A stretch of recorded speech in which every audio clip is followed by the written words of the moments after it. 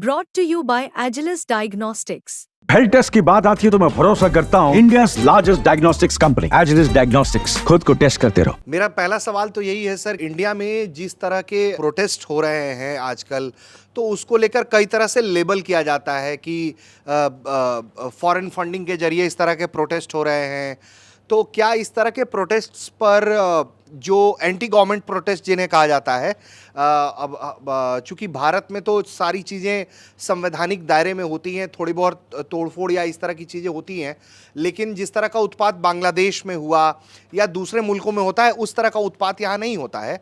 लेकिन फिर भी जिस तरह का एंटी गवर्नमेंट प्रोटेस्ट होता है, तो क्या उसमें फंडिंग्स के जो आरोप लगते हैं, फॉरेन फंडिंग्स के जो आरोप लगते हैं, या एजेंसीज के हेल्प के द्वारा, चाइना या अमेरिका की एजेंसीज के हस्तक्षेप के द्वारा इस तरह के प्रोटेस्ट होते हैं, उसको लेकर रॉ अपने लेवल पर एनालिसिस करता है, जांच पड़ताल करता है क्या? देखिए, इन जो एंटी डेमोक्रेसी प्रोटेस्ट भी हैं सरकार के अगेंस्ट, उनमें इनको एजेंसी को कोई लेना देना नहीं है। हाँ, अगर देश के बाहर इस किस्म के देश के खिलाफ प्रोटेस्ट हो रहे हैं होंगे तो नेचुरली उसमें इसको इंटरवीन भी करते हैं और उसके बारे में पूरी तहकीकात सरकार को देते हैं और कोशिश भी करते हैं उनको रुकवाने की। अब पीछे नीजर का केस आ रहा है काफ़ी जी, ये फैल रहा है। हाँ हाँ, तो वो उस पर जो भी एलिगेशन है उसके बारे में तो मैं कुछ नहीं बोलना चाहूँगा, और अभी बोलना ठीक भी नहीं है, क्योंकि ये अमेरिका और इंडिया और कनाडा, इन तीन कंट्री के इंटर रिलेशन पे काफ़ी इसका असर पड़ रहा है। और लेकिन एक बात मैं ज़रूर कहूँगा, पीछे ट्रूडो, ये जो कनाडा का जी, जस्टिन ट्रूडो प्राइम मिनिस्टर है, ये इंडिया आया था कोई 5-6 महीने पहले की बात थी, कोई समिट थी यहाँ पे, जी, G20 के लिए वो आए थे। G20 में। और उस वक्त हमारे प्रधानमंत्री नरेंद्र मोदी ने उनको लेके अलग बैठक की थी, और वो बैठक काफ़ी लंबी चली थी। तो बैठक में कोई ये जलवायु की बात तो कर नहीं रहे होंगे, वो जो वहाँ पे कुछ हो रहा था ओबियसली उसको सब ब्रीफ किया गया था। लेकिन वो, क्योंकि कनाडा में अगले कुछ महीनों में इलेक्शन है, उसने उन चीज़ों को वहाँ दबाने की कोशिश नहीं की, और जो प्रो खालिस्तानी एलिमेंट्स हैं उन पे कोई एक्शन नहीं लिया। भारत सरकार ने, मुझे लगता है कि सब चीज़ें उनको बताई गई थी, उनको प्रूफ भी दिए गए थे, लेकिन उसने वहाँ जाके उनको रोकने की कोई कोशिश नहीं की, क्योंकि उसे ये लगता है कि वहाँ पे 2.5-3% जो सिखों के वोट हैं वो अपनी तरफ लेना चाहता है, और यही एक रीज़न है कि उसने जो प्रो खालिस्तानी एलिमेंट्स हैं उन पे कोई एक्शन नहीं लिया। अच्छा सर, एक सवाल मेरा रॉ के एजेंट्स को लेकर है। आज के दिनों में हम देखते हैं मीडिया में बहुत सारे ऐसे लोगों के इंटरव्यू प्रकाशित हो रहे हैं जो अपने आप को कह रहे हैं कि वो रॉ में काम कर चुके हैं, रॉ के एजेंट रह चुके हैं, और साथ ही साथ वो किसी वक्त में उन्होंने पीएम की भी सिक्योरिटी देखी, डिफेंस मिनिस्टर की भी सिक्योरिटी देखी, टॉप वेटरन्स नेताओं की भी सिक्योरिटी देखी, और फॉरेन लैंड पर जाकर ऑपरेशन भी कर लिया। हाल एक नाम अगर मैं कोट करना चाहूँ तो लकी बिस्ट आजकल खूब चर्चाओं में रहते हैं, चूँकि उनको लेकर ये कहना है कि वो रॉ के एजेंट रह चुके हैं, रॉ में भी सर्व किया, फॉरेन लैंड में जाके मिशंस को अंजाम दिया। तो क्या इन बातों में वाकई में सच्चाई होती है? ये लोग हैं रॉ के एजेंट या मार्केट कर रहे हैं अपने आप को सिर्फ? देखिए, ये हो सकता है एजेंट होगा, इसमें कोई दो राय नहीं, और वो काम करता होगा। तो कई दफ़ा ये इन पे कोई ऑफिशियल सीक्रेट एक्ट तो लागू नहीं होता, ये पैसे से इनसे काम कराया जाता है, पैसा, और जब इनकी यूटिलिटी ख़त्म हो जाती है तो शायद इनको फिर डिसऑन कर देते हैं, उसके बाद ये फ्रस्ट्रेट हो जाते हैं।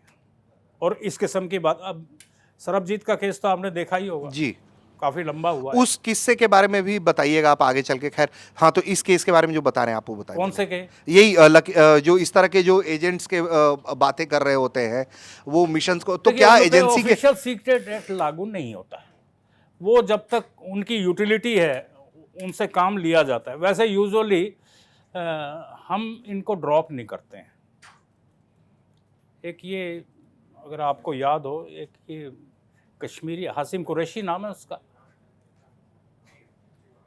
हासिम कुरैशी जो था, जिसने वो प्लेन हाईजैक किया था 1970 वार से पहले, और उसको ले जाके लाहौर में जलाया था। उसका नाम मैं भूल रहा हूँ प्लेन का, फोकर फ्रेंडशिप था शायद, फोकर फ्रेंडशिप था। उसको हमने, हमारे ऑफिसर्स ने हाईजैक कराया था इससे, और इसको ले जाके लाहौर में, वो एक किस्म से आउटडेटेड होने वाला था, 3-4 महीने में उसकी लाइफ ख़त्म होने वाली थी प्लेन की। तो वही प्लेन दिया गया, उसको लाहौर हाईजैक कराया गया, लाहौर में उसको जलवाया गया हासिम कुरैशी से। और हासिम कुरैशी ने वहाँ पे JKLF जिंदाबाद ये कुछ नारे वगैरह भी लगाए थे। लेकिन पाकिस्तान मीडिया में एक बात फैल गई कि ये जो है इंडिया का एजेंट है, और हमारी एजेंसी का ही नाम आया सीधा कि R&AW का एजेंट है, और वो था भी। ये कराया गया, और वो जब प्लेन जल गया तो वो नारे वारे लगाए। लेकिन बाद में जब वो मीडिया में रिपोर्ट छपी तो उसको पाकिस्तान गवर्नमेंट ने अरेस्ट किया, उस पर केस चला, और वो पाकिस्तान में शायद 5-6 साल जेल में भी रहा। जेल से छूटने के बाद वो हॉलैंड चला गया। हमारे, जिस आप रविंदर सिंह का नाम ले रहे हैं ना, ये रविंदर सिंह ने ही उसको वहाँ पे ढूंढा। ये डिस्क्लोज कर रहा हूँ मैं, रविंदर सिंह, क्योंकि अब ये कहाँ तक CIA ने सब कुछ चीज़ें अपनी ओपन कर दी है, और हम अपनी उन फाइलों को लिए बैठे हैं अब भी साउथ ब्लॉक की अलमारियों में। इनको डिस्क्लोज करना चाहिए। वहाँ पे लॉ आ गया है CIA में, कितने साल के बाद हर फाइल ओपन होगी। हमारी 71 की लड़ाई की भी अभी ओपन नहीं हुई। तो खैर उसको वहाँ से ढूंढा गया, हॉलैंड से उसको लाया गया, उसके केस विड्रा किए गए हासिम कुरैशी के, और अब शायद वो पॉलिटिशियन है J&K में, और उसको ठीक तरह से रखा गया है। तो जो अपना यहाँ हमारे यहाँ काम करता है, एजेंट होता है, उसको इस तरह से डिसऑन नहीं करते, उसका पूरा ध्यान रखा जाता है। तो सर ये कूलिंग ऑफ सरबजीत की बहन को भी नौकरी दी थी, जी, जो पाकिस्तान की जेल में मरा था, उसकी सिस्टर को भी नौकरी दी गई थी। उसकी वाइफ को देनी थी, लेकिन वाइफ वो पढ़ी लिखी नहीं थी, तो उसकी सिस्टर जो थी वो थोड़ी चालाक भी थी, तो उसने मैनिपुलेट करके अपनी नौकरी ले ली थी। सर तो मैं ये पूछना चाह रहा हूँ, तो कोई एजेंट्स का कोई कूलिंग ऑफ पीरियड भी नहीं होता है, जैसे आर्मी चीफ्स और तमाम बड़े अफसरान का होता है कि एजेंट्स का या रॉ चीफ का? एजेंट्स का, और रॉ चीफ तो खैर बहुत कम ही बोलते हैं वैसे भी, लेकिन आजकल हम लोग देख रहे हैं कि एजेंट वो होने का लोग दावा कर रहे हैं और वो आके सामने अपनी बात वैसे उसको बोलना नहीं चाहिए एजेंट को। उसके पास कोई क्रेडिबिलिटी नहीं है, उसके पास कोई डॉक्यूमेंट नहीं है, उसके पास कोई प्रूफ नहीं है कि वो कह सके कि मैं रॉ का एजेंट रहा। पंजाब को लेकर अब थोड़ी सी चर्चा करेंगे, क्योंकि जिस समय आप ऑफिसर थे उस समय 2 बड़े ऑपरेशन हुए थे। Operation blue star massively failed, और फिर operation thunder, Ajit Doval hero बनकर सामने आया, और फिर वो काफ़ी सक्सेसफुल रहा। आप उस समय R&AW का हिस्सा भी थे, मतलब अगर आपके टेन्योर के बारे में थोड़ा बहुत खंगाल कर पता चला तो अगर सर हम पंजाब का जिक्र करते हैं, और आप इसे इंटरनल सिक्योरिटी से जोड़ करके जब तक देख रहे थे, R&AW की भूमिका नहीं आती है, जब तक हम इसको इंटरनली देखते हैं। लेकिन पाकिस्तान की भूमिका पंजाब में आई, बेनज़ीर भुट्टो का नाम सामने आया कि फंडिंग हो रही है, आतंकवादी घटनाओं को तेज़ किया जा रहा है, और R&AW ने रॉ ने अपनी तरफ से इसे लेकर इनपुट दिया। लेकिन बड़ा सवाल ये, क्योंकि आप भी कह रहे हैं कि ये पॉलिटिकली इंटेंट होता है कि अगर आप चाहते हैं तो आप उसको कंट्रोल कर सकते हैं। इंदिरा गांधी की आपने बहुत तारीफ़ की, 71 की जंग की आपने बात की, और फिर उसके बाद सिक्किम, आपने ये 2 बड़े सक्सेस का जिक्र किया, लेकिन एक बहुत बड़ा फेलियर भी रहा है। आपको लगता है कि ये इंदिरा गांधी का इंटेंट था? रॉ ने निश्चित तौर पर ये इनपुट दिया होगा, लेकिन क्या इंदिरा गांधी ने जानबूझकर इसको होने दिया? जो आरोप लगते भी हैं, थ्योरीज भी हैं कई तरीके की। देखिए उस वक्त क्या था, जो सिख लीडरशिप थी वो एक तरफ, मेरे ख्याल राष्ट्रपति भवन में जैल सिंह बैठे थे, उधर दरबारा सिंह थे, फिर एक वो उनके लीडर थे जिनको बाद में मार भी दिया था, गया था, वो एसजीपीसी के प्रेसिडेंट भी थे। इनकी इंटरनल लड़ाइयाँ इतनी थी कि उसका प्रोडक्ट कौन हो गया? जर्नैल सिंह भिंडरावाला। और उसको रोकने में ये कामयाब नहीं हुए और उसके हौसले बढ़ते गए। और यही कारण हुआ कि वो जो लिबरल सिख लीडरशिप थी। सर कामयाब नहीं हुए मतलब ये पॉलिटिकली मूव्ड था, कोई रोकना नहीं चाहता था, ये कह Politically. सकते हैं पॉलिटिकली। क्योंकि ये जब सब चीज़ें बढ़ रही थी तो ये इंदिरा गांधी ने ये चीज़ें क्या है कि उनकी लीडरशिप पे छोड़ी हुई थी इंटरनल। अब बेअंत सिंह थे, हाँ, और दरबारा सिंह थे, ये इनकी आज भी देखो ये हमारे जो सिख ब्रदर्स हैं ना, ये चार बैठा दो, अगर उनकी बात एग्री हो जाए तो चारों एसजीपीसी की मीटिंग बुला लो, गुत्थम गुत्था ही मिलेंगे। तो पॉलिटिकली ये कहाँ एक हो सकते थे? तो वो दरबारा सिंह को कोई डाउन कर रहा है, कोई जैल सिंह को डाउन कर रहा है, तो इनमें अपमैनशिप जो थी, one upmanship, that was the reason of that failure of law and order situation in Punjab that time. Sir फिर ऑपरेशन थंडर आया, थंडर बाद में आया था। हाँ, उसके बाद में बहुत सक्सेसफुल रहा। और सक्सेसफुल हुआ थंडर इसलिए हुआ कि डीआईजी थे, अटवाल थे शायद, हाँ जी, जिनको मार दिया था उन्होंने। वो दर्शन करने गए थे अंदर और उनको उन्होंने मार दिया था, तो तब वो ऑपरेशन थंडर किया गया था। सर उसके लिए अजीत डोवाल को पाकिस्तान भेजा गया था। कोई जानकारी अगर आप शेयर कर पाएं, किस तरीके देखिए, से जिस वो किस्म की अभी प्लानिंग हुई? दिखाते हैं, हाँ जी, अजीत डोवाल हमारी इंडियन एम्बेसी में पोस्टेड थे और ये ऐसी पर्सनैलिटी है कि ये चुप नहीं बैठ सकते। अगर इनको आप कहोगे कि ये 4 चीज़ें गिननी है तो 6 गिनेंगे, 2 अपनी तरफ से भी गिनेंगे। तो ही सो एग्रेसिव वर्कर, एग्रेसिव ऑफिसर, कि ये हर चीज़ को बहुत डीप में जाकर पूरी तरह करना चाहते। सर पर एक सवाल मैं बहुत ब्लंटली पूछ रही हूँ, क्या ये ऑफिसर एजेंट भी है? था? एजेंट कौन ऑफिसर? अजीत डोवाल एजेंट कैसे हो सकते हैं? नहीं, पाकिस्तान गए अंडर कवर ये ऑपरेशन। मैं वही बता रहा हूँ, ये हमारी एम्बेसी में पोस्टेड थे। ठीक, एम्बेसी में वहाँ पे एक इंटेलिजेंस ब्यूरो की पोस्ट हुआ करती थी, आज भी शायद होगी, मुझे मालूम नहीं। तो ये एम्बेसी में पोस्टेड थे इनके, क्योंकि ये हमारे वहाँ हमारे भी ऑफिसर होते हैं पोस्टेड, तो वो मिल के काम करते हैं या अलग अलग करते हैं, तो ये अपना काम करते थे, अपना जो भी एजेंट बनाते होंगे, ये होंगे, इन्फॉर्मेशन लेते होंगे, सरकार को देते होंगे, और क्या होगा? और कोई पाकिस्तान का तख्ता थोड़ी पलटेंगे। जो वहाँ की इंटरनल इन्फॉर्मेशन होगी, स्ट्रैटेजिक होगी, एंटी इंडियन होगी, डिफेंस की होगी, आईएसआई की होगी, वो चीज़ें लेके हमारे यहाँ भेजते होंगे, हम उसको यहाँ हमारे डेस्क है जो एनालाइज करते हैं, फिर जिस किस्म का एक्शन लेना हो सरकार को रिकमेंड करते हैं, सरकार ने लेना होगा तो ले लेंगे। सर आप अभी रॉ में नहीं है, लेकिन रॉ को बहुत करीब से देखा और अभी देख रहे हैं।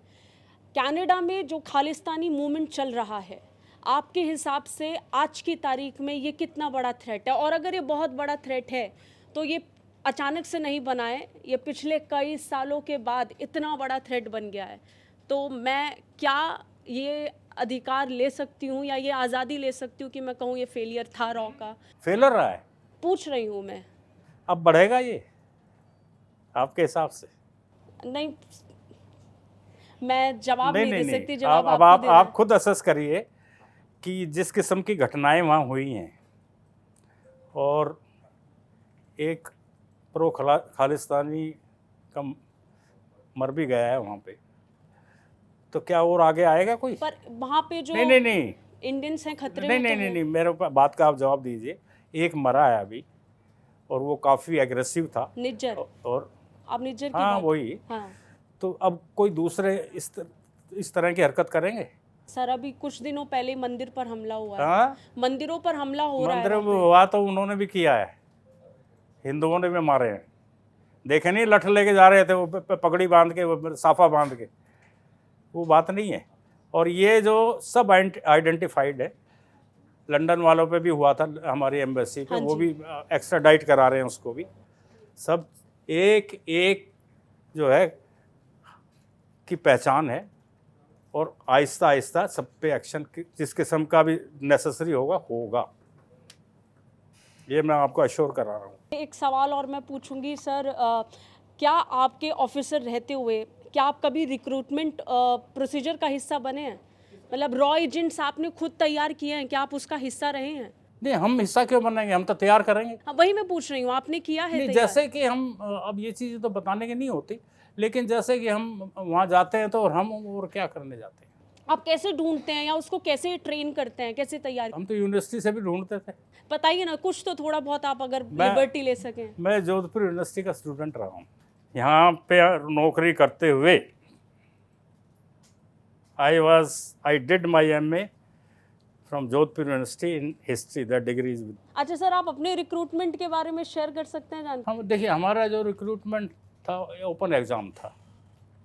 एग्ज़ाम हुआ, एग्ज़ाम में जो क्वालिफाई हो जाते हैं फिर हमारा इंटरव्यू काफ़ी टफ होता है, तो उसमें हर तरह के ऑफिसर वहाँ बैठते हैं, तो साइकोलॉजिस्ट भी होते हैं हर तरह के, तो इतना आसान नहीं। अब तो UPSC से करने लगे ये रिटर्न, अब तो UPSC से हो रहा है, और उसके बाद इंटरव्यू में हमारी टीम होगी, क्योंकि हमें आम आदमी की तरह रिक्रूटमेंट नहीं करनी, हम आम ऑफिशियल की तरह उसके अंदर स्पेशल क्वालिटीज़ देखते हैं। इंटरव्यू करने वाले साइकोलॉजिस्ट भी होते हैं, हमारे यहाँ के अंदर के भी ऑफिसर होते हैं, तो वो एक अलग ही तरीका है। तो सर कोई किस्सा किसी एजेंट के बारे में आप बता सकते हैं, किस तरीके से उसे तैयार किया, आपको क्या खूबियां नजर आई? नाम मत लीजिए, कहानी मत बताइए, लेकिन फिर भी। अब वो डिपेंड करते क्या ऑपरेशन करना है। अब आप ये देख लीजिए कि 71 वार में मैं तो था नहीं तब वहाँ, लेकिन ये अपने ये फिल्म डायरेक्टर है ना JP दत्ता, इनके चाचा कर्नल MNC दत्ता थे, वो जोधपुर के इंचार्ज थे, तो जोधपुर ही गुजरात तक कवर करता था। मैं भी उनके साथ मैंने काम किया है, तो वो बड़े डैशिंग ऑफिसर थे। और जैसलमेर, और उसमें आप देखिए हमारी आर्मी कितना अंदर घुस गई थी उस लड़ाई में। राजस्थान से जो एंट्री हुई हमारी इंडियन आर्मी की, और अभी पिक्चर भी आई थी वो जिसमें वो दिखाया गया था, फिल्मी वो दिखाई थी जिसमें JP दत्ता की थी, पता नहीं किसकी थी, तो वो अंदर तक मीलों हमारे ऑफिसर जाके सब तार वार काट के, कम्युनिकेशन लाइन काट के, आर्मी को रास्ता बता के वो करके वहाँ तक छोड़ के आते थे।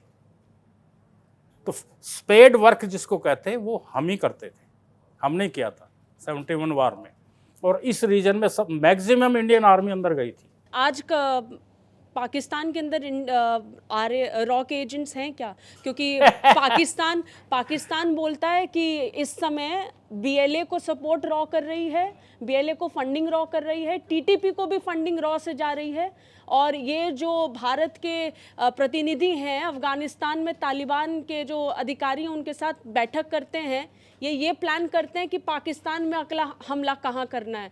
तो मतलब हमारे दर्शकों के लिए निश्चित तौर पर भारत तो यही सुनना चाहेगा कि हाँ रॉ इसमें बड़ी भूमिका निभा रहा है। वो तो पाकिस्तान भी कह रहा है, लेकिन हम भी ये सुनना ही चाहते हैं, क्यों नहीं तो सुनना हम चाहेंगे? लेकिन रॉ ये कह रहा हम है, पाकिस्तान की बात से एग्री क्यों करें? रॉ ये कह रहा है, रॉ नहीं कहेगा। नहीं, पाकिस्तान की बात से हम एग्री क्यों करें? जो हम अब कोई बलूच है, उस मूवमेंट को कब तक क्रश करेंगे? बलूच को यहाँ, बलूच बाहर भी बहुत बैठे हुए हैं पैसे वाले, और उनमें एक इंडिपेंडेंस की बहुत बड़ी बात है, और वो काम भी कर, वहाँ से भी कर रहे हैं। अब ये इस तरह का पाकिस्तान हमें ये तो हमने वो फेंसिंग करा दी, नहीं वो हमें कम तंग करते थे। अब जम्मू से लेके ओखा तक फेंसिंग हो गई है ना, अब आपने पता नहीं फेंसिंग देखी या नहीं देखी, तो देख के आना, उसकी रिपोर्टिंग करना। सर उस फेंसिंग के बारे में मैंने सुना है कि उसकी वजह से बड़ी इंडियन आर्मी को ऑपरेशन करने में दिक्कत होती है। खैर उनका काम हो भी जाते है ऑपरेशन, लेकिन वो कटीले जो तार हैं, आर्मी के तो नहीं, लेकिन इंटेलिजेंस के ऑपरेशन हो जाते हैं। इंटेलिजेंस के ऑपरेशन जाते निश्चित तौर पर होते होंगे। वो तो कोई दिक्कत नहीं है, वो BSF भी तो मैनेज करता है, BSF के हाथ में है वो, तो वो कोई दिक्कत नहीं। जिसके संग में ऑपरेशन, अब इतने बड़े ऑपरेशन हैं भी नहीं, तो पाकिस्तान को हम तोड़ फोड़ चुके हैं अच्छी तरह।